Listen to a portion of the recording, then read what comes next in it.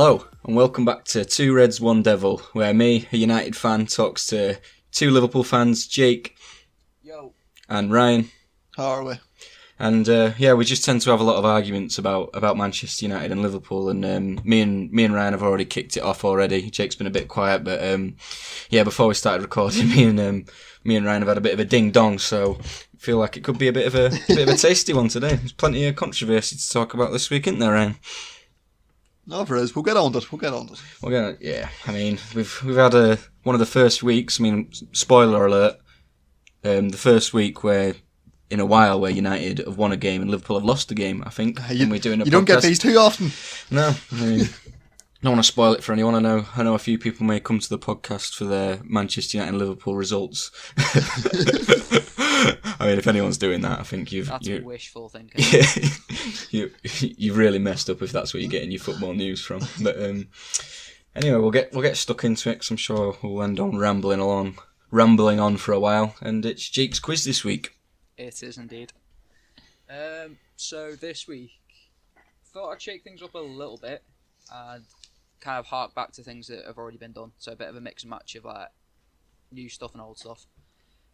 So to start off with, are we going to need a pen and paper?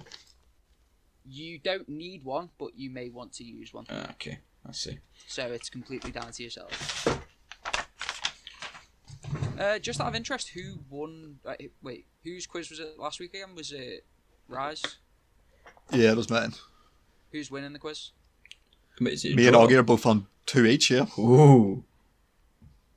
Okay. Big point up for grabs. Okay, so the first round, obviously it's going to consist of 3 rounds as normal. First round is going to focus on the upcoming fixtures for the next Premier League games. So, and it's also going to focus on the opposition for both United and Liverpool. So, Oggy, you are going to be answering questions regarding Southampton. Nice. And Ryan, you're going to be answering questions regarding Brighton. Great. Yeah. Two behemoths of the South Coast. Absolutely. So, seeing as Ollie needs all the advantage he can get. Rude. Do you want to go first or second off? I'll go second, please. Okay, so Ryan, you're going to have 10 questions regarding Brighton, and then obviously however many you get, that's going to be your points total, and it's going to carry over to the next couple of rounds. Yeah, sweet. Is that okay? And it's pretty quick fire as well. Shouldn't be too hard. One question. What? If I get it wrong, is Augie allowed to steal? No. Okay. No, if you stutter or stall or take longer than 5-10 seconds, then I'm going to just count it as null. Okay. Right. 3, 2, 1. Okay, so where do Brighton play their home games? Apex Stadium. The what, sorry? Amex. Amex, yeah, correct. I thought you said Apex. I thought you did. No. Who was their top scorer last season? Mopé. Yes. Okay. Where did Graham Potter begin his managerial career? Ostersons. I don't think that pronunciation's right, but I'm going to give it you. Where do Brighton currently sit in the table? 19th. Nope, it's 16th. Oh, why did I... What is Brighton's nickname? For Seagulls. It is indeed. Okay, who is their record signing? Leonardo Trossard. It is not. It's I don't know how to say his name. Yohang Bash. Yeah. Okay. Brighton played Aston Villa in their last game. What was the score? 2-1. To who? Brighton. Yes. Okay, and who scored for Brighton in that game? Oof. Oh, fuck. Any both goal scorers? You definitely know one of them, Ryan. Do I? Yeah. Oh, Welbeck. Okay, And I need both for the point. I don't know if you ever... Gross. Nope. Pascal Gross. It was Solly March. Okay. From what club did Brighton sign right back Tariq Lamptey?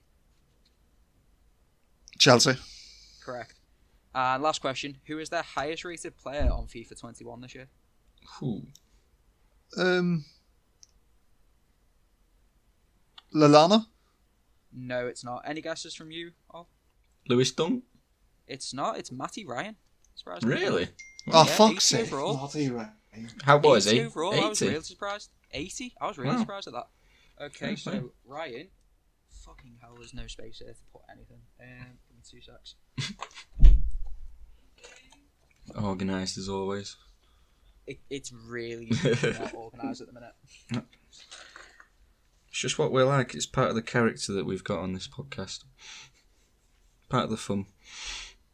So you got 6 out of 10 there, Roll. Sorry, Ryan. Average. Very average. 7, sorry. My bad. 7? Whew. I'll take 7. I'll take 7. That's a different ball game altogether. Okay, so are you ready? Are you ready, Ollie? Yeah, I think so. Okay, so who is Southampton's top scorer this season Ooh. so far? Ward-Prowse. It's not. It's Danny Ings. Is that a shocker? That was a trick question. What club did Ralph Hasenhüttl manage before Southampton? Is it Leipzig? It was indeed. Okay. What league position are they currently in? 7th? It's not. It's 5th. Oh, It's a bit of a shocker here, Al. What is Southampton's nickname? Saints. It is indeed. They played Wolves in their last game, and what was the score? 1-0. It was indeed. And can you name both scorers in that game? Walcott Walcott was one of them. and It was an equaliser in Pedence. the last minute. It was not Pedence. No. It was Pedro Neto. No, Neto. Same guy. They're basically the same person. Where do Southampton play their home games? St Mary's. It is indeed. And who is their record signing? It's not Danny Osvaldo, is it? It's not. It's Yannick Vestergaard. Is it? Wow. Really? 22 million, if I Jesus. remember correctly. Where did they sign Kyle Walker-Peters from? Tottenham. It was indeed. And last question, who is their highest rated player on FIFA 21 this year? Ings. It is indeed 80 overall. I'm disappointed with that. 1, 2, 3, 4. That was 6 out of a possible 10. Oh, that's all right then. It's only 1 off. And I could have got the top scorer one. I just thought the way you said it sounded like a trick question. It was a trick question. Well, I mean, it did end up being a trick question. A little double bluff from Jakey boy. Yeah. Indeed. So is that do those points carry over, or is it just like They do, yeah. Okay. It's not too bad. Only a point behind the reigning quiz champion. Okay, so there is a possibility to get 2 points on each round to the set. Well, round 2 is going to be split into 3 rounds, so it's like mini rounds. Okay. But each round's going to have 2 points on offer for one person. And I'll explain a little more on that in a sec. So, similar to what Ryan did last week, we're going to do a back and forth. You're not going to get timed out if you get one wrong. It's just a case of can you name as many as you can in the time limit. Okay. And then if you are the winner of that, if you get the most points, you are then eligible to answer the extra bonus point question. Okay. Make sense? I think so. Yeah. Okay. Maybe just one of them we'll have to pick up as we go. Okie dokie. So, the first one is English League title winners. So, any team that has won the English League title. So this is not even Premier not League? Not even just Premier League. Oh. Premier League and the old First Division. So there's a lot. So there is, if I'm not mistaken, 25 teams total to have won the English top flight. It's a good question. Thank you, Ryan. Fair play. I'll look forward to this one. So, Joe, I'm going to ask you, how long do you think I should give you? Because I'm not sure. Between a minute and a minute and a half. To name as many as you can. Should we do a minute and a half? Yeah, let's say a minute and a half a round. Well, for this round. Or if we start taking too long, just cut it to a minute. If we're 40 seconds and we're getting a bit. Yeah, and it's getting sparse. a bit of kind of pulling teeth. Yeah, Yeah. That sounds good. Okay, so as Ryan won the first round, Ryan, would you want to go first or second? So are we just naming back and forth? Naming back and forth, Yeah. and I'll say yes or no. And no wrong answers. No, you can get wrong answers. Okay. But it's just a case okay. of however many you can get in that time. Okay. So you're keeping a time for okay. each of us. Yeah. Nice. Okay, right, I see. Right, Okay. yeah, I'll start then. Okie dokie. Ryan, your time starts now. Liverpool. Man United. Leeds. City. Chelsea. Arsenal. Leicester. Wait, can we start that again? So go really quick. It's free each. Minute cut so I can clear some of this shit out because I've literally got no space to put anything. Yeah. Right, okay, thank you. It was 2 seconds. And we're back. Cheeks sorted. Yeah, Ready to apologies for the technical resume the difficulties. quiz. It happens. It happens on this podcast. You got to get used to it if you are coming back. Which you probably not. I think to be fair, any viewers that are regular by now know how haphazard this is. So Yeah. So Fair enough. they're the loyal ones, Okay. the real ones. the ones listening in fucking Jerusalem and Yeah. Right. okay, so currently the scores are 3 each on the quiz. Sorry, Okay. 3 each on this round of the quiz. And 10 seconds have gone. So the teams that have been named are Liverpool, City, United, Chelsea, Leicester, Arsenal. I can guarantee that they one might be missing or something there, and some proper know-it-all is going to comment that if anyone does comment. So Nice. if not, fuckers. Anyway, right, okay. Who was last to answer? It was me, so it's Ryan's go. Okay, Ryan, when we're ready. 3, 2, Right, 1. Yeah. Okay, Spurs. Yeah. So, Aston Villa. Yeah. Blackburn. Yep. Leeds. Yep. Preston. Ooh. Yep. Wolves. Wolves, yes. Newcastle. Newcastle, yep.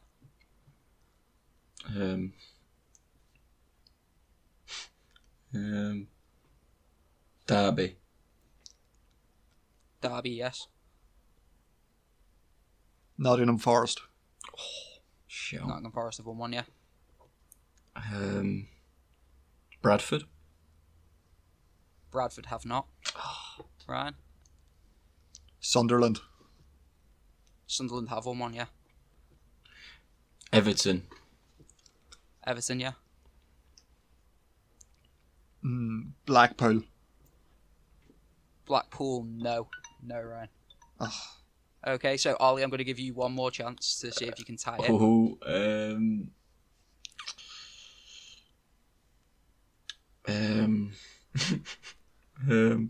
Swansea. Swansea haven't won 1, no. He's fucked it, surely. Okay, so yeah, Ryan, this now means you've got a chance to answer the bonus question. So, Ryan, can you name any of the teams that have won only 1 league title? Nottingham Forest.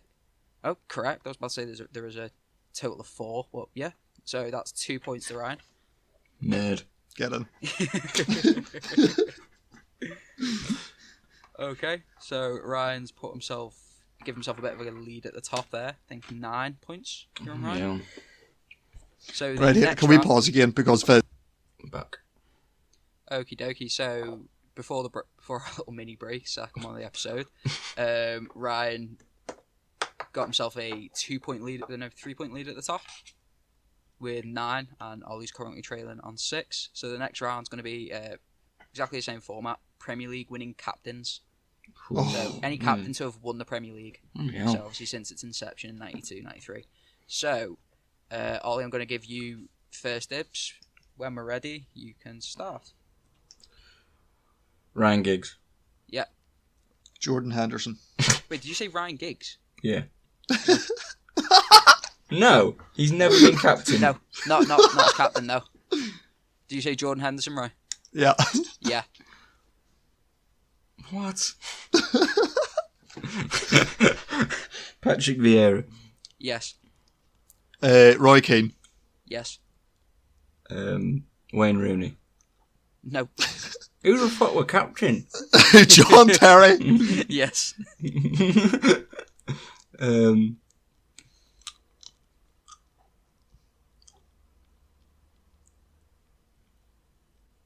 Any chance? Alan Shearer. Nope. Wes Morgan. Yes. Oh. I've absolutely capitulated. Absolute meltdown. I've got a few more. Come on, what? Come on, you got to get another one off. I know I should really, but There's a couple really obvious. There's ones three I've not definite. got. Yeah. oh, company. Yeah. Vidic. Yes. Vidic was captain. What the? He was indeed. Vidic was captain. Honestly, my memory's Come on, absolutely 5 gone. seconds left. One more go on. Okay. No, I've got nothing. Can you just get one more for pride, or? No, I can't. Okay, so Toys are at Ryan, the once front. again, you get the bonus point question. Gotta give one more He's answer. well and I think it's truly right. somewhere. Go on. Tim Sherwood. It was. He is indeed a Premier League winning captain. Ryan, your bonus point question Yeah, then. is: of these Premier League winning captains, who has won the most Premier Leagues as captain? Roy Keane. It's not. It was John Terry with 5. Ah. I don't even want to win. Right. Ryan's really gotten himself a lead there. He's got a 4-point lead at the top. I'm sick of winning, go- to be honest. Going into the last round of round 2 now. So, the last round is, if I can find it here. Here we go. I should hope so. Where's the bastard gone? Oh, for God's sake. Right, can we fucking start again? Yep.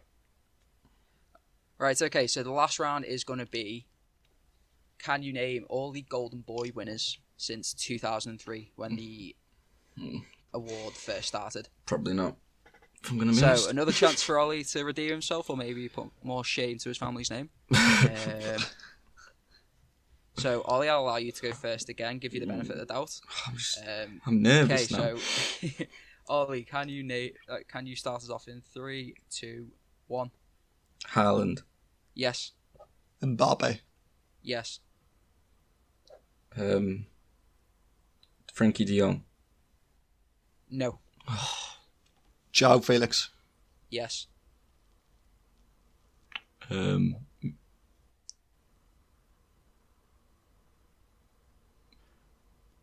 Freddie Adu. No. What? Messi. Yes. Wait, no, actually, yes. Sorry, I'm fucking sorry. Ronaldo. No. Oh, for God's sake. Sterling. Sterling did them on, yeah. Do you know what's annoying? I think I looked at this list the other day when I was doing my quiz. And I've not got a clue. I'm hearing a lot of excuses, not a lot of answers. Off. Oh, I know. Kaka? No. Bojan. No. Ousmane Dembele. No. Fucking hell, boys. Ribery. Ribery? No. It's harder than you think, this. Nanny. I'm with that time. Right, okay, Ryan, you get your last chance at answering a bonus question. Right, can you name me the first winner of the award back in 2003? Fucking Shevchenko. No. It Can we was have- Raphael van der Vaart. Can we hear the list, please, of all the players that are nominated? In descending order from who won it most recently, Erling Haaland won it this year. Yao Felix the year before, Matthias De Ligt, Kylian Mbappe, then Renato Sanchez. I don't know how you didn't get Anthony Martial, to be honest. No, I forgot you. It seems like a lifetime ago. What, since he was actually good, yeah? You're saying he was good? At one point, yeah, he looked promising. Raheem Sterling. Then Paul Pogba, Isco, Mario Götze, Mario Balotelli, Alexandra Pato, Anderson, Sergio Aguero. I knew there was a old school United player in there. Yeah. Sergio Aguero, Cesc Fabregas, Lionel Messi, Wayne Rooney, and then Rafa van der Vaart. Mm. Are you even a United fan, Augie? I know, yeah. So, clearly not. So, Ollie, you need a big round here, mate. Well, it's not going to happen. Let's be honest. I'm out of form. I'm like Roberto Firmino. Just here to make up the numbers. The last round is going to be, as it always is, it's a who am I, but with a bit of a twist. So, as opposed to it being the players that they've played with throughout their career, it's going to be transfers that's happened throughout their career. And another little bonus thing is it's going to be similar to what Ryan does, where he does one Liverpool, one United, and one other. Okay, I like that. And it's pretty self kind of, you will know who has played for which. This isn't transfers this isn't all the transfers that's happened during the career. This is just a select few. Okay. So, the first one is I moved from Liverpool to Aston Villa in 2005-2006. Boom. Aston Villa to Milan Barsh. Oh, wow. That's a 3-pointer right off the bat. Jesus Christ. That is just sweaty. I didn't even get through the rest. You just wasted Jake's time there because he spent ages putting that together and you just ruined it before he's even finished the first clue. Have a bit of respect. Is that a bit of salt I feel there? Okay, so Ryan's smashed that out with a 3-pointer. It is Milan Baroš. To be fair, the other two clues after the rest of the transfers that there was going to be was still playing at I can't even read me around that. Barnik Ostava at 39 years of age, and he scored 41 goals in 93 games for his country. Proper fucking old school football in Milan Baroš. Okay, next one is I moved from Man United to Sunderland in 2008. Boom. Boom. Oh. Wes Brown. Oh, no, it's not. Boom. No. Go Boom. on. John O'Shea. It is not. Okay. Oh. I'll finish the first clue just to give you all the information. So I had loans at Burnley, Rangers, Villa, and Sheffield United. I then went to Sunderland. I went from bloody hell, I can't speak. I went from Sunderland to Stoke, and then went from Stoke to Burnley. Your second clue. Oh, is, boom, boom. Second clue. You've already missed your chance at the 3 points there by shooting the gun early. Oh. Second clue is I've represented my country 13 times, although I wasn't born there. Boom. Okay. Phil Bardsley. It is indeed. No. Did you have that all? Or? No, I don't actually think I did. I was thinking of the wrong sort of generation. It threw me when. Who were you thinking of by chance? I would think there's so many that's played Sunderland and United. As I know, obviously it's a lot later, but Januzaj, obviously O'Shea, Wes Brown, Welbeck has. So there's a lot of names going around in my head that have been United, Sunderland. Okay, so Ryan's absolutely barnstormed quiz this week. So this one here is a bit of pride. Yep. Do you know what? I was so tempted to say then, if you get this, you get 20 points just to piss Ryan off. Yeah, go on, that's only fair.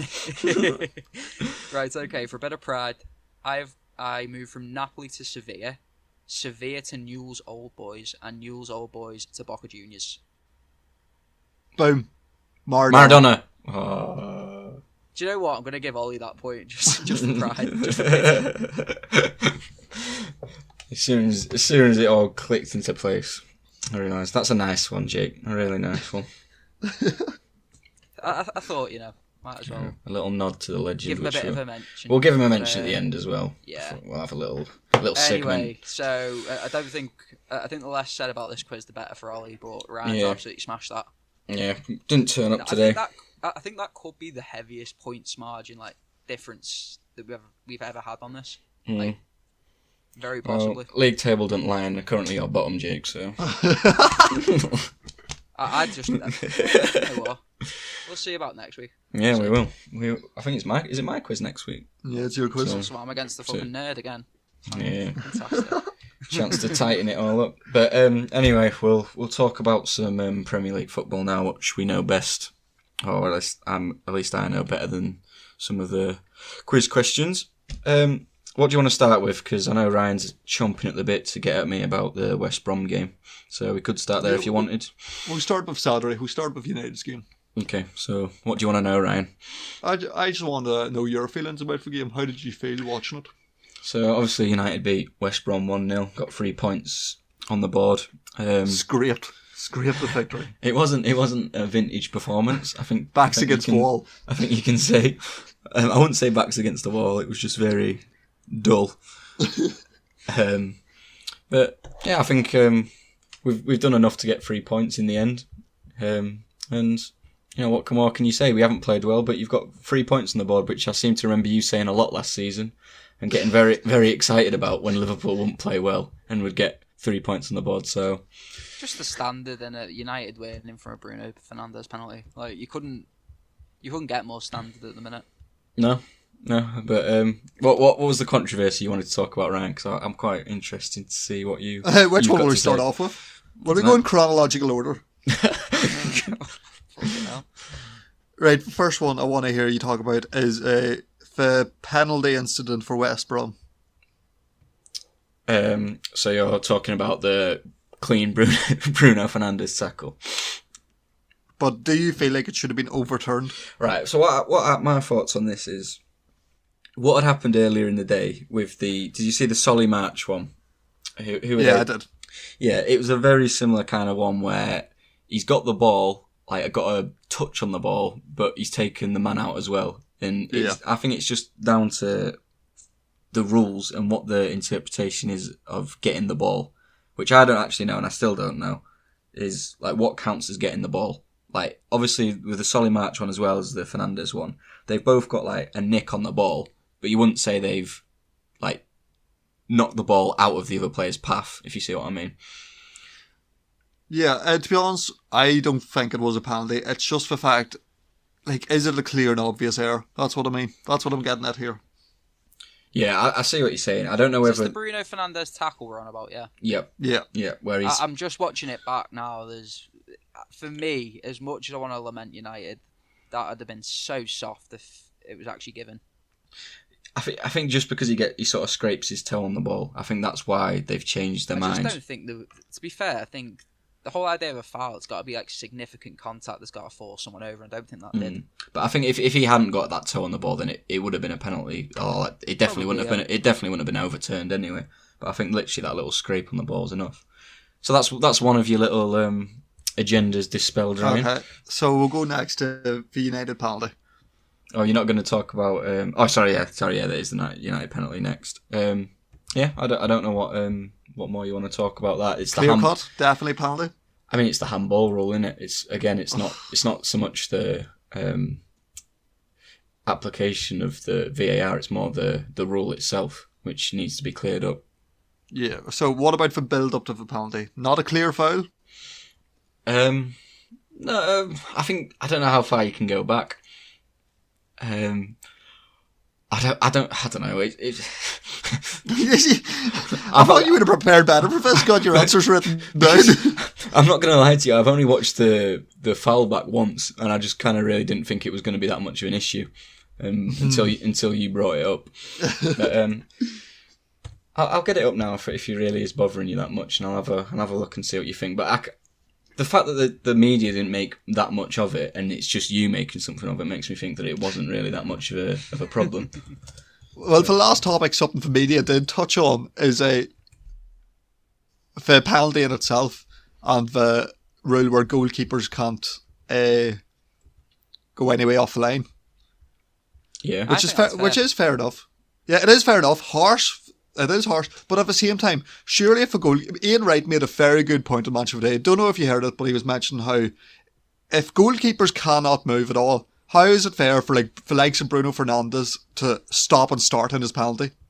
Surely if But he's allowed to move... He doesn't stop and start, though. Stop and start. He doesn't. That's the whole point. But- You're not allowed to stop.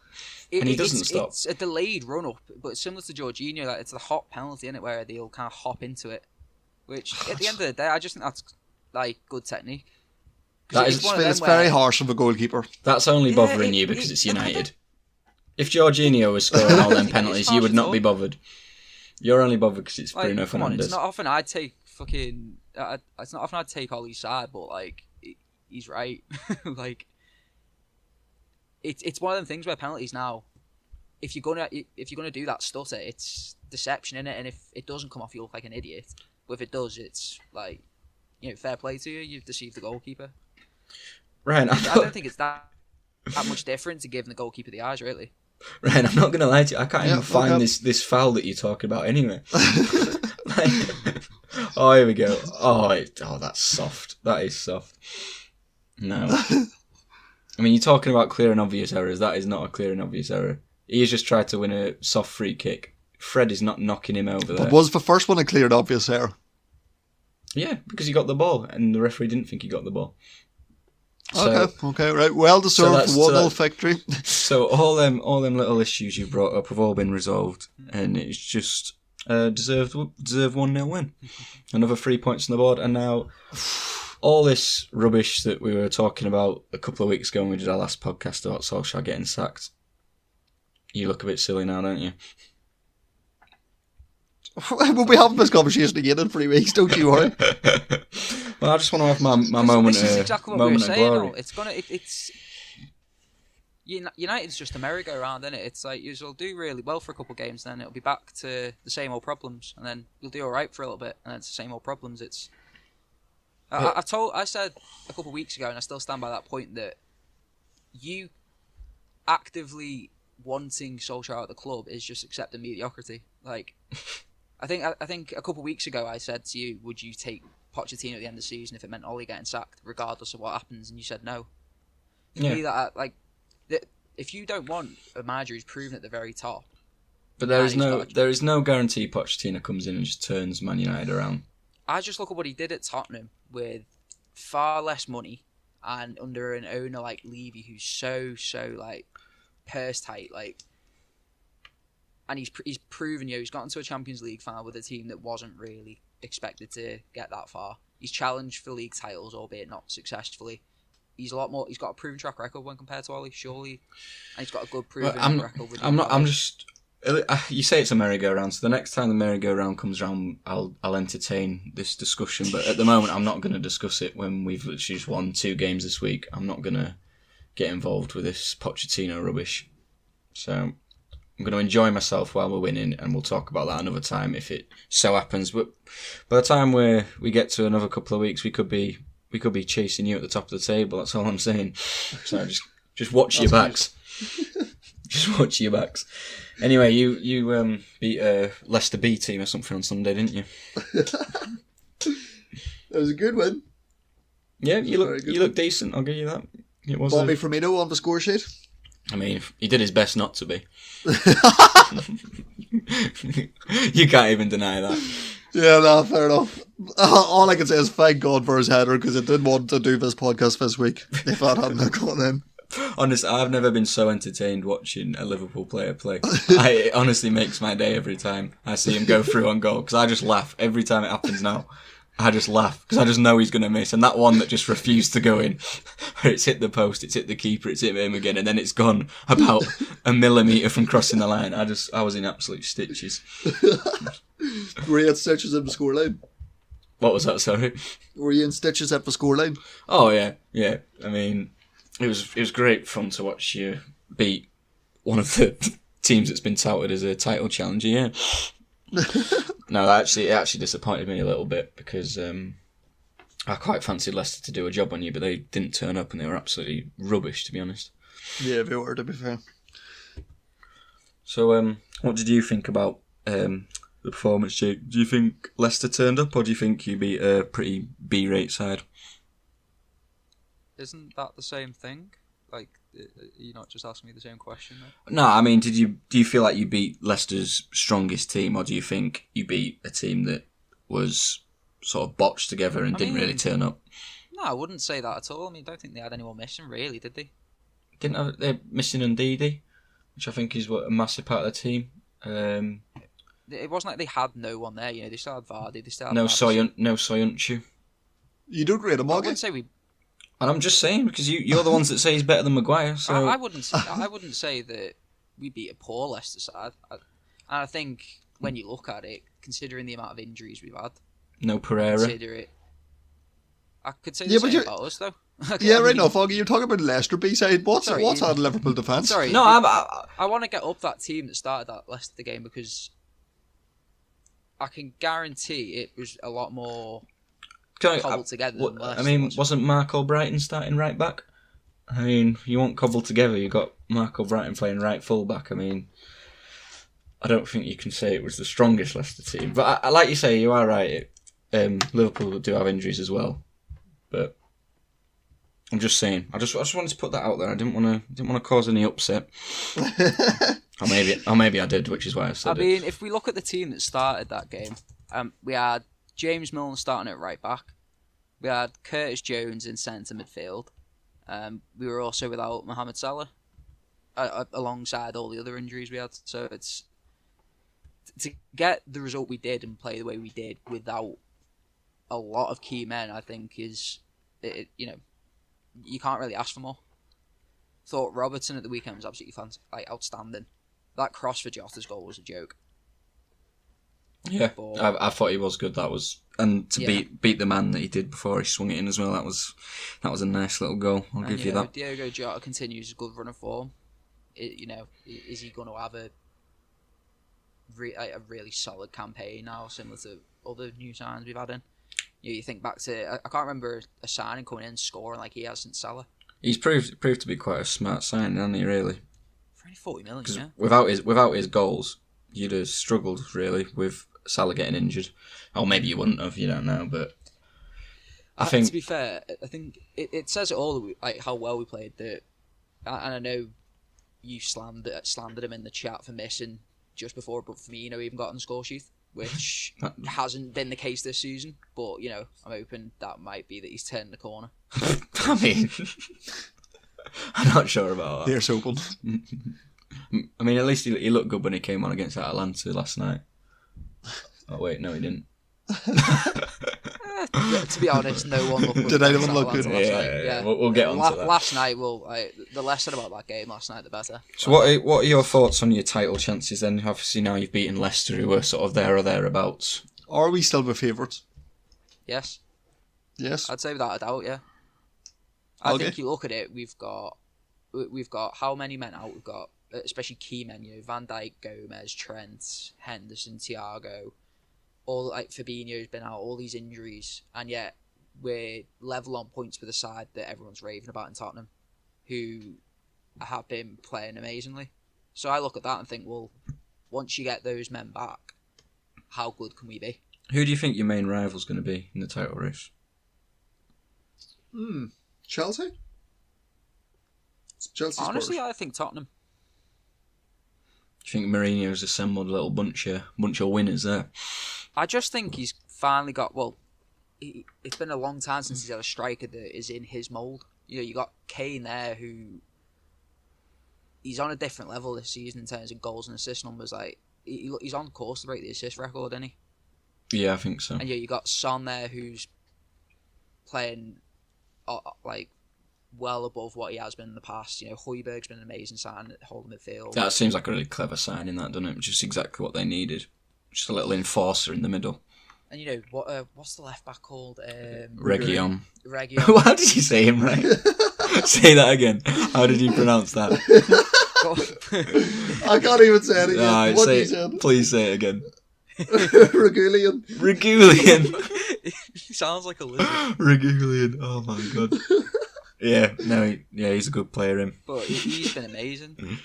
I just look at it and think they've assembled. Yeah, like you said, they've assembled a really good side.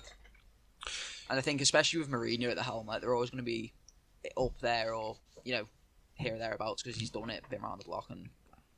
But would you say it's your title to lose? Yeah. there's not really another established team, is there, that's performing? You could say City, but they're not really firing, are they? I think you look at it, City are going to come back at some point. They've got too much quality in that team to not get back to some sort of form. You know, they've got Aguero out at the minute, who's a big part of their attack. Like, I think at the minute it just looks like they're a bit aimless up front. Would you say United have got too much quality to not be up there? In the players, potentially. In the management, no. Yeah, I'm not even trying to get a rise out of you, but I genuinely do not see United as a title contender. So, no, I see. Like, I think you've got some good players. I just don't think the management's good enough to get the best out of them. And then you're not going to change my mind on that. You've just jogged my memory slightly as well about Solskjaer. You know, you've been slandering him, saying his management isn't the best. You know, when you're on that winning run at the start of last season, he was the first manager to sort of find you out, really. And we went 1-0 up against you. We went one. Well, you stopped your winning. We stopped your winning run, yeah. And we were. So we won we drew with Liverpool. That's we stopped a run. Oh, blessed. I'm just saying, you say so tactically inept and all this because sort of stuff. Because all he did was sit in. He sat in and it worked. And it worked. But I don't think it's rocket science to say, like, I don't know. Well, if it's not rocket science, why have all the other managers not done it? They have. Well, they didn't. Well, they didn't at the start of that season, did they? When you were on your massive winning run. Did it last. I'm not talking about this season. I'm talking about the start of last season when you were on your big winning run. I wouldn't say it's a tactical masterclass that you sat in, played 5 at the back, and counted with Dan James and Rashford. Well, I don't think it's any. It's small team mentality. I don't think it's any coincidence that he did it 3 times against Man City that season as well. No, that shut you up, that, innit? No, to be fair to him, he has a good way of playing against bigger teams in the sense of he has pace on the counter-attack. Does he? Sit in deep. I don't see Solskjaer running down line. He's got the pace on the counter-attack. But no, does he do... A team with pace. Yeah. Like, has his tactics against the big team... has the tactics against the big sides worked this season? Not always, but I think last season he definitely showed he could... He could play so well, it worked against Leipzig and it worked against PSG. Did it work against Spurs? Did it work against Chelsea? Did it work against Arsenal? Oggy, you've admitted this so many times. Your issues aren't against the big teams. No, I know. They're against the smaller teams when you can't break them down because you don't... You can't really play out from the back that well. You don't really break teams down well unless Fernandes is having a good game. Against the bigger teams, that's fine because you don't need that. All you need is players with pacing behind because the other team's going to have most of the ball. And you need to be rigid defensively, which Harry Maguire is one of the best centre-backs to have for that because he's big and can head things. And you got... Was that a little bit of a compliment for Harry Maguire, isn't it? He's big and he heads. No, he's a good defender in the That's the nicest thing either of you have ever said about Harry Maguire on this podcast. My thing on Harry Maguire is I think he's a good player. He's just got the turn circle of a barge. You can't play the way most top teams play. He is the epitome of someone that has been defined by his price tag. No, not necessarily. I think Lindelof's the same though. But Lindelof would get so much more hate if he cost 80 million. He probably would, but then at the same time, it's the Pogba thing. You have got to justify your price tag, unfortunately. And yeah. I don't think he gets unjust stick. No, but I think he gets a lot more light shone on him, to be honest. I think when he plays well, there isn't as much light shone on him as when he plays badly. I think he's gone a good 6 or 7 games now with being pretty much flawless. And nothing's really been said about him. But the second he makes the slightest slip up, that's it. He's going to get slammed. Yeah, because there's always a slip up, though. We used to have it with Dejan Lovren, where he'd have 4 or 5 amazing games, but you knew one mistake was coming. I don't think Dejan Lovren was ever amazing. You knew that he was going to drop a disaster class at some point. It's just like you're waiting. It's like pending. But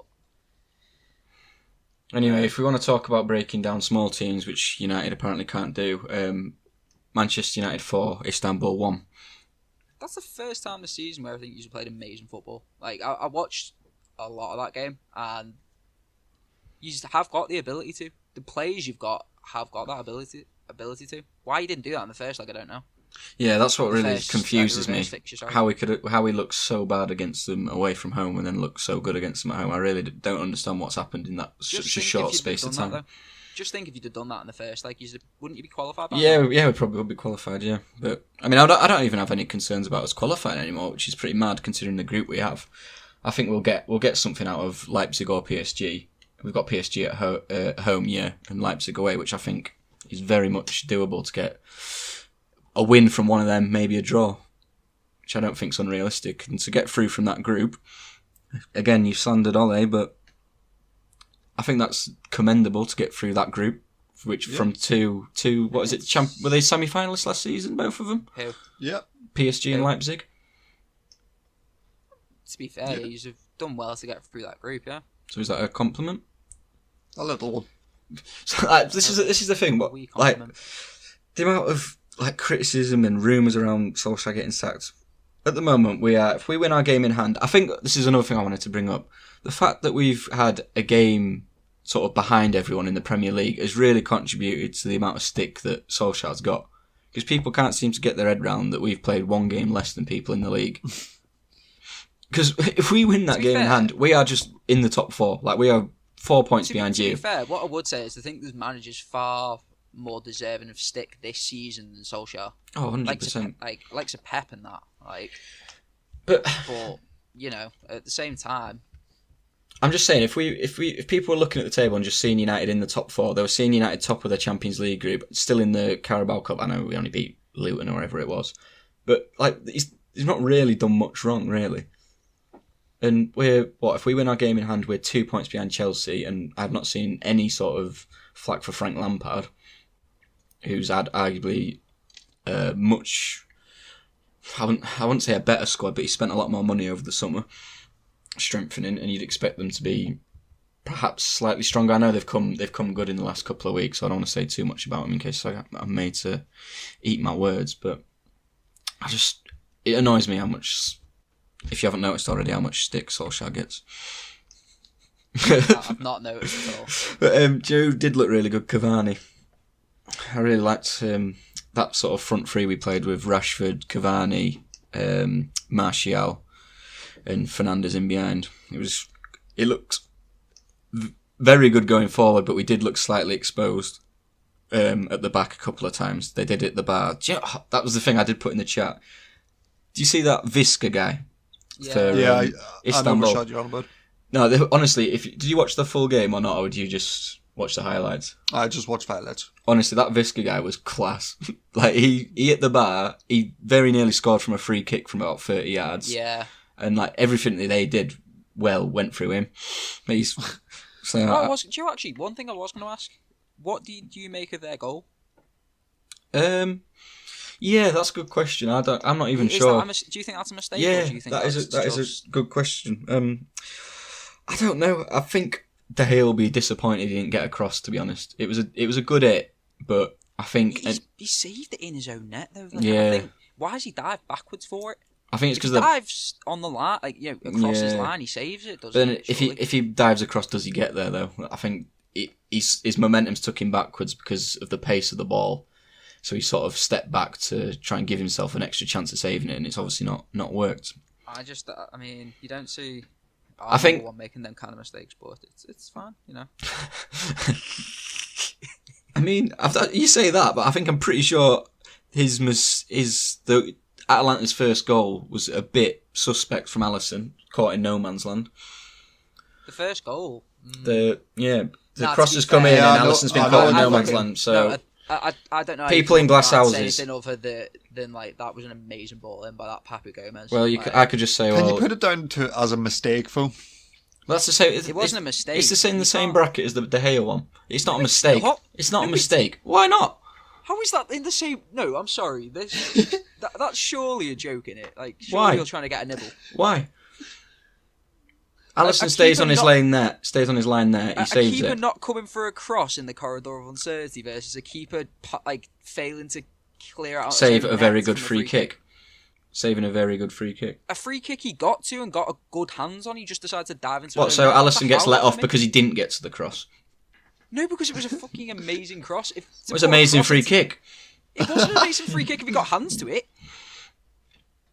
Well, maybe Allisson should have got a hand to the cross, but his positioning was too poor.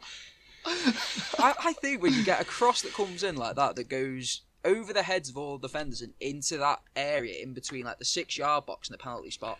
Well, if he's as good as everyone says he is, I think he deals with that cross. The only way he deals with it is saves the shot. Yeah, because I don't think any keeper's coming for that. No keeper in the world comes for that. Well, exactly. He should stay on his line then. He did stay on his line. He didn't. He got caught in no man's land. He half stayed.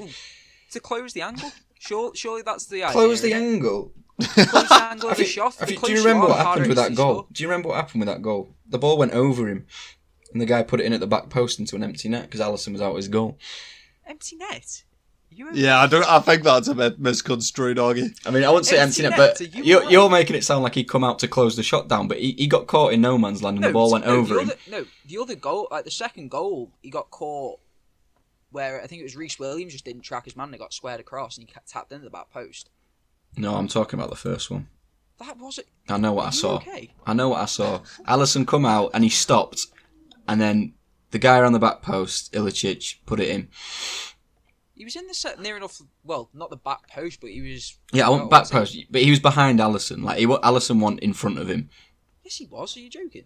Watch it again. I promise you. I bloody am watching it again because unless I really haven't watched it properly.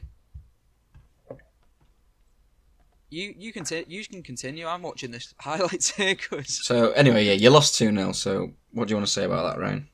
I'm just my biggest point of it was terrible performance, probably our worst of the season. But I just Ryan, seeing David Origi Ryan, in that lineup. Scratch that. What? Worst performance of the season. You might want to scratch that. Think about just think about it. Fair enough. Because I very nearly said the same thing last night and went, "Oh wait, that." Happened. Yeah. Well, I allowed myself to forget about that, but cheers for reminding us, Jake. But yeah, I don't think I'm ever forgetting about that. Our worst home performance. How about that? What do you think went wrong? Maybe a bit of complacency because we had 9 points and we were like, oh yeah, we're through, and maybe the boys were thinking, yeah, we can turn it down a gear, and that is literally the only thing I can think of. Obviously injuries, like we didn't have our starting 11. Completely wrong, by the way. Am I heck? I'm watching it as well. I'm going to take a screenshot and post it in our chat. I'm going to take a screenshot of Allisson in no man's land. I think these are both wrong. I think these are both like, you need to find common ground. He's come out to close down the shot, but I wouldn't say he's in no man's land. He stands a better chance of saving it there because he's closer to where the ball is and blocking it than he does of being on his line where the ball's got, more time to travel and more kind of area to hit. I don't know. It's a tricky one. The ball hasn't gone over him. I think he'd be annoyed at himself. I think De Gea would be absolutely... Actually, I don't think he'll be bothered by it either. Cause I think De Gea saves it. He couldn't even save a free kick. We'll agree to disagree. Talk about how you lost 2-0, please, rather than Allisson. What, me Jake, or what Ryan? did you think? Yeah. It was just a nothing performance, really, wasn't it? Like, from us. It was just a nothing performance. Having Origi on the pitch was a bit pointless. I really like to see Minamino get another start. I thought Origi did look pretty poor. I don't think I remember him touching the ball, to be honest. What has Origi done this season? He's had a few chances. I can't remember even a shot. The thing is, I don't want to turn around and be like, oh, why is he at the club? Because he's provided me with some of the best moments from watching football I've ever had. He's an absolute hero. How long do you think you can ride off that? I just don't think it's fair to disrespect him like that, in the sense of where people go to the extremes, like, oh, he's this, he's that, like, get him out. Like, for what he is, which is, he's a player that seems happy enough to play 15 games a season. Come in for the League Cup, be kind of like, kind of play with the kids and that, come in every... Play with the kids. Play every now and again, like, come off the bench. Which you're not going to find that many players that are happy to do that have got his experience. So for that, I can't really question it. But it's when you start him, that's where I'm a bit like, where you got Jota who comes in and starts and he's good enough to be challenging the first team. I'd rather have someone like another player like that. But then again, that's in an ideal world. So, do you think Klopp was slightly let down by his backup sort of players? Like there's players that have come in to sort of prove themselves that maybe wouldn't normally start. I mean, you've got a team there with, I think you had Jones playing, William, and then the two Williams playing. I think Reece Williams, to be honest, is only in there because we've got no one else. Because Nico Williams had another poor game as well. I don't think he was that bad. Lost the ball quite a few times.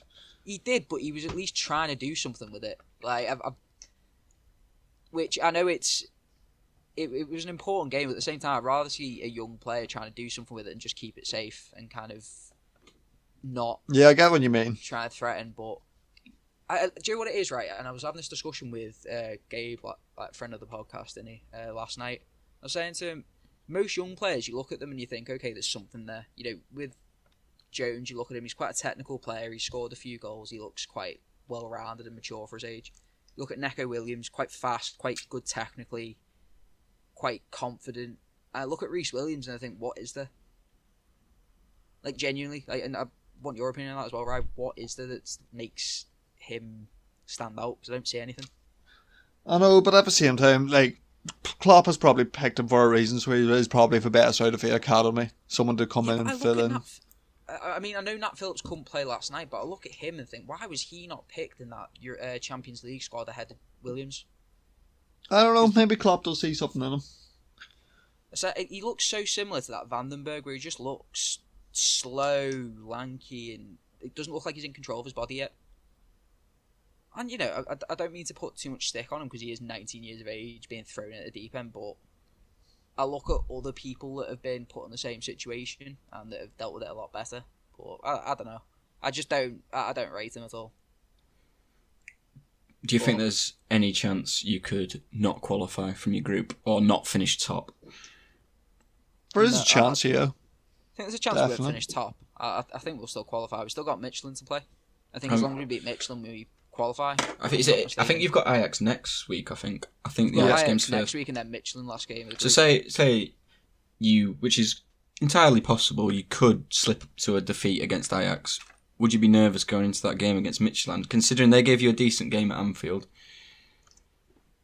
Nervous, yes, but you would still expect the win. Oh yeah, you expect the win. But I know what you mean. Obviously, there will be a little bit of doubt creeping in, but to be fair, I'm more, in a weird way, I'm more confident of getting a result against Ajax. Why? Just because the way they play is very much, it plays into how we want to play. Because it happened in the last game against them, where they play very open, which gives us space. Atalanta last night did the exact opposite, just didn't give us space, which I was very surprised at because they're not that well renowned for being defensive. Say you didn't top your group and you finish second, you end up drawing a strong team in the next round. Would you be slightly frustrated at Klopp for not playing a stronger team against Atalanta when he could have, got a win at Anfield and sort of wrap things up a bit sooner? No, not at all. Because think about it as well, we have a big squad. You need to give the players opportunities, and that was the perfect game. But if you'd have got the win against Atalanta, you could have played your other players against Ajax and Michelin. But even still, you're like the squad we put out last night should have done the job. Yeah, I agree with that. Like, I think how well we. I mean, to be fair, I think in a lot of senses though, he may have underestimated them a little bit, or I think fans especially may have done. Because I think it was a lot of complacency. Yeah, I think the first game they didn't have. I know Ilicic wasn't playing. I'm not sure whether Gomez was playing, or if he didn't have a great game. I think they had a very different team out the second leg, and they're obviously up for it after getting hammered the first leg as well. Or the first, I keep saying leg as if it's the knockout stages, but the reverse fixture. And I think, although they are in bad form, that team can score goals. And it's easy to say now. Season, they were mental. It's easy to say now, like, oh yeah, we should have put a stronger lineup now. But looking at the lineup when it came out last night, were you disappointed with Jake? Yes, only because you were. And it sounds harsh, but it's seeing Origi in the starting lineup. Yeah, I was going to say literally. You dislike I him don't that mind much? I genuinely don't. I just don't mind seeing the kids, but it's. I just feel like Minamino should have got another opportunity ahead of Origi, but other than that, I was completely fine with the team. Yeah, Yeah. that was the one I was speaking to my mate about. Like, that is strange that Minamino didn't even get a start in that game. Like, if he's only getting 10 minutes, like, what is the point? You might as well go out on loan. Maybe Klopp promised Origi a bit more game time or something. I'm not sure. But yeah, I've been other knocking than on the door lineup, like on fucking Football Manager. yeah. So do you think Minamino maybe gets the nod next time after Origi's Hopefully. performance? God Hopefully. knows. He's got to get more game time, and considering how congested the fixture list is. But yeah, last night was just a bit of a funny one. I think we didn't look. It wasn't even a case of. I don't even think it was the team we put out. I just don't think anyone looked up for it. Like Mane had a poor game. Salah was non-existent. I'd honestly say out of the midfielders, only Jones had a decent game. I thought that Simicast looked alright, to be fair. Yeah, I thought he looked alright. But then, other than that, it was just a bit meh. Yeah, to be fair, Allisson, I know you gave him stick then, but I think he had a good game.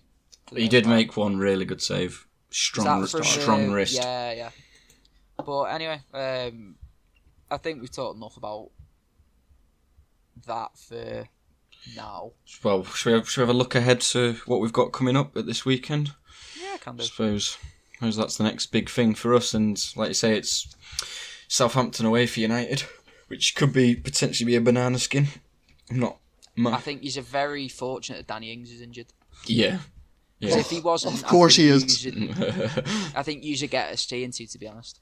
I don't think we get a seat into. I think that's a bit. No, I think you would. Like seriously, I think the way yous are struggling playing out from the back and how well they press, it like the game you played against, was it Leipzig, where they pressed you really well and didn't create anything and kept possession really well. Yeah. That game they would have had chances if they'd had somewhat had a focal point, and Danny Ings being a focal point is, he's lethal. I think they're very similar side to Leipzig in that sense. I mean, it's a Hasenhüttl team. I just think they'd give you a C into in some senses. I think you might have got at them offensively on the counter, but I think they might have troubled you if they'd have had Danny Ings. But I think you'll walk over them. You think Danny Ings made that much of a difference? That they'd have given us a C into if Danny Ings were playing, but we're going to walk over him because he's not. Put it in the net. I don't trust Shea Adams to put it in the net for him. He's been scoring a few more this season. Yeah, a few more. To add to that tally of to improve on that tally of one last season. I definitely can't see us blowing him away, to be honest. But I think it would be nice to get another win on the board going into PSG in midweek. And I think it'd be typical Ollie for you to draw or lose this game and then go beat PSG next week. Yeah, it really would be. But that's what I mean. I want to dispel these rumours and just fucking have a go for a decent run and just shut a few people up, which is entirely possible. The sort of form Fernandes is in, and you just sort need to of have a plays word with around Ollie him. and tell him to do better. To be honest. Yeah, maybe that's it. Anyway, have you got Brighton away? Right away. What are your thoughts on that? Confident? Right, I want to hear Ryan's take first because I think I know how I feel the game's going to go. Brighton away, it's fairly kick-off, isn't it? Yes, I think so. Well, we have a good track record there. We've beat them every time we came up against them so far. So I want the 3 points. I will be disappointed with the draw. Tough game, especially with Mopay up front. Danny Welbeck as well. But now we should win. Do you know what's going to happen? I think I've said it before on the podcast. They're going to play really, really well, and they're going to create so many good chances. They're going to have loads of possession. They're going to play really nice, intricate football, and still lose. That's just Brighton this season. I don't know about you, but they're one of them sides where they play really nice football and it looks all pretty, but they've just got no kind of backbone, cutting edge to them at all. It's cutting edge, I think, because I don't even think they concede that much, do they really? Or if they do, I don't think they're that bad defensively. I think it's just, whenever I see them play, it just doesn't look like they're going to score. I think back to that United game where, how many chances did they have? I think Solly March must have had about 10 shots inside the box, and all of them either hit the post or went wide. And I'm like, well, Neo Mopay up front trying to score goals isn't exactly what you want for a team that plays as good as they do anyway. Was he not the top scorer last season that we learnt from the quiz earlier? 10 goals, I think. Yeah, double figures in both Premier League seasons. Could be worse. I can't wait for him to score against you tomorrow. Or the weekend, sorry. It's going to come back to bite me, but I just think every time I watch Brighton, they play really nice and pretty football, but they lack that cutting edge. So we're both confident going into our respective away games then. Is there anything else we wanted to touch on before we talk about some football news? Anything you need to get off your chest? I just wanted to double check with you. I think that's all about it, really. Right. Do we know do we know out of the players injured if anyone's back this week? Because I swear I've seen. I don't think so. I think Thiago's still a bit away. I swear to God, it's a myth he's signed for us, you know. Yeah, I was going to say, the old Thiago thing, like, did he actually ever sign for us? He's not really got, like, he's not got going, has he? Like, he's literally played, like, he played a half against Chelsea and looked amazing. And gave away a penalty. Against Everton, looked amazing. And then we haven't seen him since. That's the most notable thing he's done for you, is give away a penalty. I mean, to be fair, he did. Mr. I wish we signed him. Well, do you know what? We all started sucking Liverpool off when he signed for him, but we always knew he was injury prone. What do you mean? That's just true. You know that's true. Right? No, see, I swear that's a myth. You know, I was reading some stat, and I can't remember what fucking website it was on, but it was a record of like how many games he played over the last like 3-4 seasons. I think there was one season where he got a really bad injury, or he suffered really badly, and the rest he played like 30-40 games. I don't know. I'll do a bit of research. To be fair, I was surprised that when I read that stat, and it could be bullshit, but I mean, I don't think you can put him, him getting cropped by Richarlison down to him being injury prone. He has missed a few games. I'm not gonna lie. 19-20, he missed 19 days, 24 days, 28 days. So that's 3 fairly substantial injuries, all in 18-19 season. 81 days in 17-18. 18 days, 11 days. Like, yeah, he does pick up an injury a month almost, it looks like. Even if it is just a couple of days sometimes. So, I think he is... I wouldn't say he's a Jack Wilshere, but I think he does pick up injuries here and there, which may prevent him getting in the team. He's no Joel Matip when it comes to injuries. Joel Matip's the most injury-prone player we have at the minute. He's no Eric Bailly. Oh, Eric Bailly's terrible. Do you know what, Ryan? You know, I said that he was one injury away. I've kind of forgotten about him in my mind now. I'm kind of thinking this is it for him. Really? Yeah, I can't see him coming back now. Oh, do you know what I seen somewhere? It was, I think it might have been a tweet or something, and it said, like, all these players picking bullshit kit numbers that like, you know, that have got karma coming their way. I think the tweet was quoting Abu Dhabi saying, like, was talking about Abu Dhabi saying if he'd have picked any number other than number 2 to play central midfield, he'd have been fine. Yeah.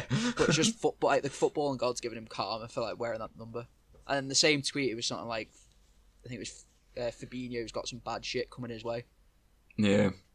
Same with Eric Bailly, number 3 shouldn't be number 3 as a centre back. That's a left back's number. Exactly, centre back. Pick 5 or 6. Anyway, I feel like 4 or 5. Scrap that, 4 or 5. Yeah, I'm worried about getting into that debate, so that can sometimes cause a few dramas, which we haven't got time for today. Anyway, the big one as well that happened the other day that we should really address.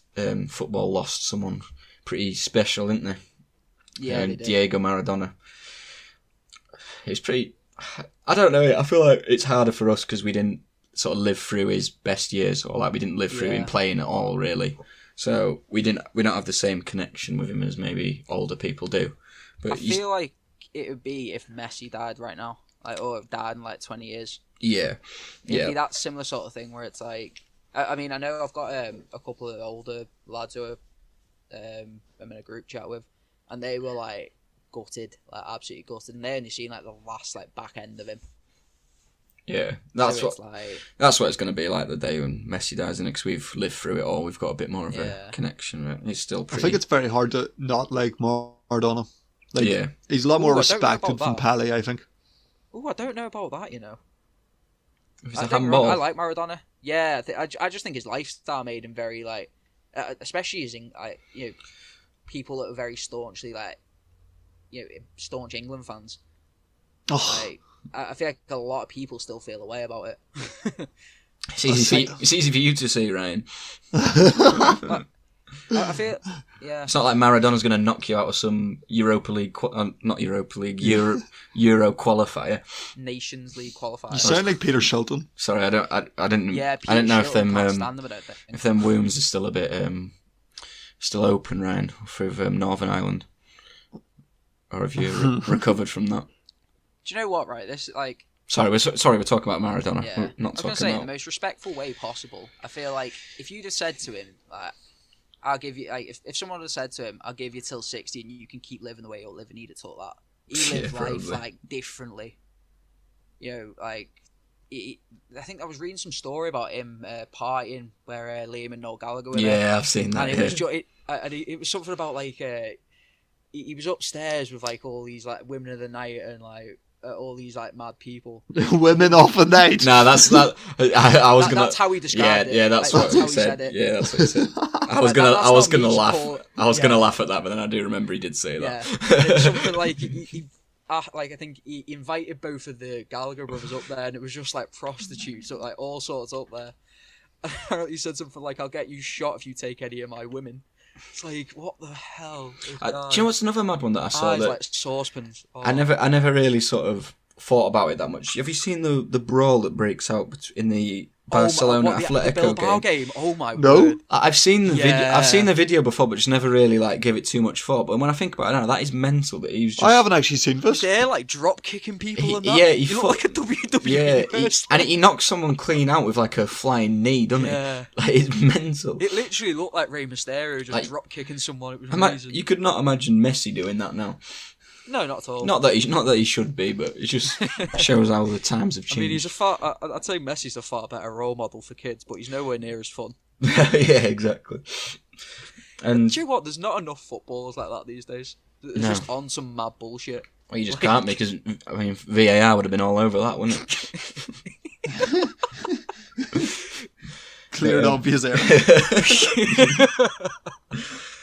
Anyway, the other bit of good news, so one bad one, one good one, is that fans are coming back, which is good. It's good for football, but it's not good for United because we're not allowed any.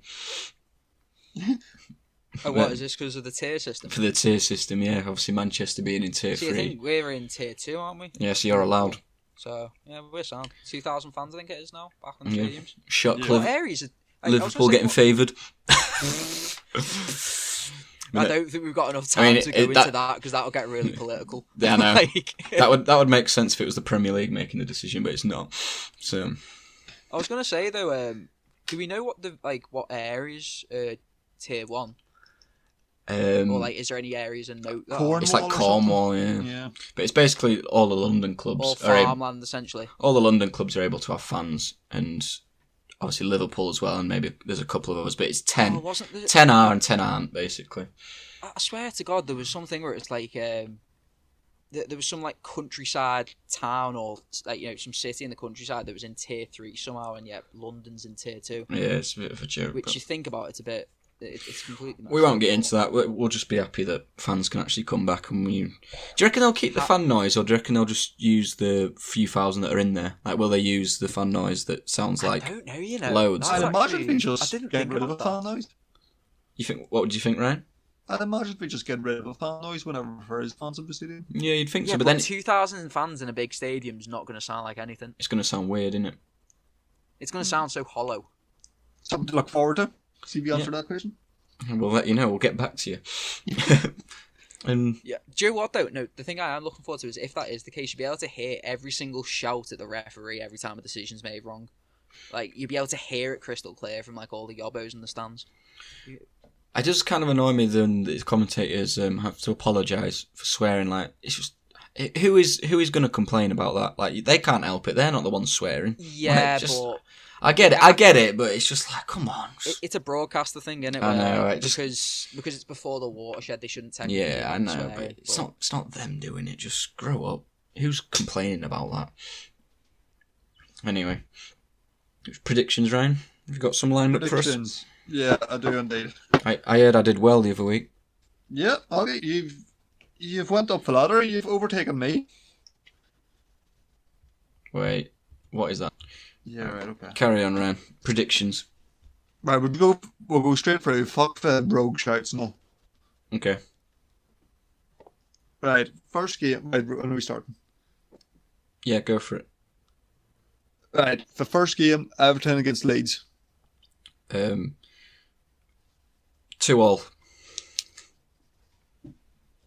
Jake? I'm going to go same 2-2.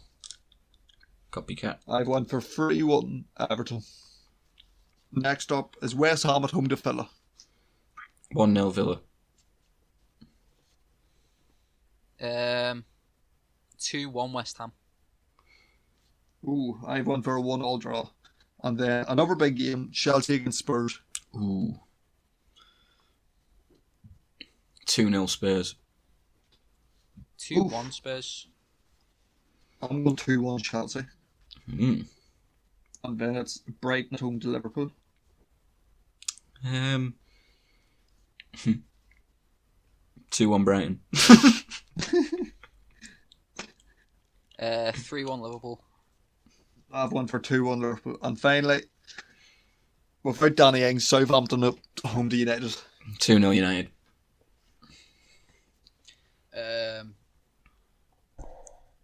I think 1-0 United. And I've won for 2-1 United. There we are. Nice. Okay, is that everything? That's everything. I think we're going to wrap it up because Ryan's mic's making a weird noise, so apologies about that. It has been a little bit of a stop-starty kind of episode. Yeah. If you have noticed, you might not. My editing skills might have ironed out all the creases, but we've had a few technical issues today, so apologies for that. But if you have made it this far, thanks for listening. Follow us at 2Reds1Devil on Twitter, and hopefully we'll see you guys soon. So thanks for listening. Bye. Bye.